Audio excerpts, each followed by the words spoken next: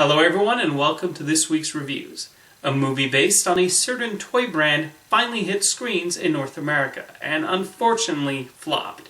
I did help contribute to its meager opening weekend gross though, as I partook in the adventure of a young woman and her brother transported to a different and more plastic world. This is Playmobil The Movie. Watching this movie, the ingredients are certainly there for something special.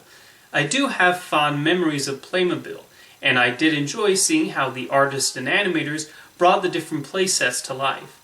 Director Lino Di Salvo and his team clearly have a lot of love for the brand, and that comes through in the finished film. They also use the opportunity to have fun in different genres, like when the main protagonist goes to a western town and participates in a spy mission. Where Playmobil the Movie disappoints is in the story department. Even though I found the two main characters to be likable enough, they go through the expected arcs and aren't as fleshed out as they could have been. I thought the brother's storyline of him being trapped and trying to escape seemed to stop the film in its tracks whenever we cut back to him. I also found the villain, an evil Roman emperor who kidnaps Playmobil figures, to be weak and not much of a credible threat. The script also falls short in the humor department. I could see the jokes on the screen, but I rarely laughed. We do get a few inspired sight gags, like when the main character first finds herself transformed into a Playmobil figure, but a lot of the comedy fell flat for me. Playmobil the Movie is actually a musical, something that was surprisingly hidden in the marketing materials. The songs are okay and are appropriately bubbly, but I'm not sure how much the film really benefited from the musical numbers.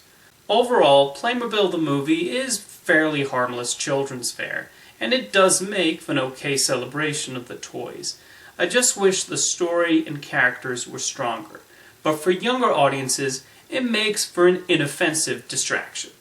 Next up, we return to the magical world of that board game turned video game in Jumanji: The Next Level. I thought Jumanji: Welcome to the Jungle had a creative concept, but I found the jokes were not as clever as they could have been. For the new film, director Jake Kasdan takes a bit more advantage of the comedic possibilities, leading The Next Level to be a slight improvement over its predecessor. The decision to have Danny DeVito and Danny Glover end up in the avatars played by Dwayne Johnson and Kevin Hart was a great idea. Hart especially ends up being the scene stealer, and it was refreshing to see him play more than just the overly excitable role he is often typecast as.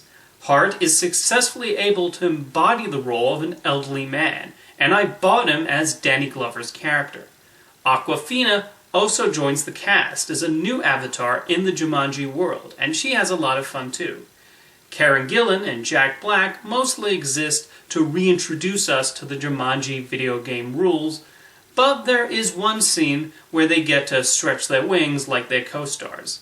The story primarily repeats many of the same beats as Welcome to the Jungle, as the characters jump from one action set piece to the next.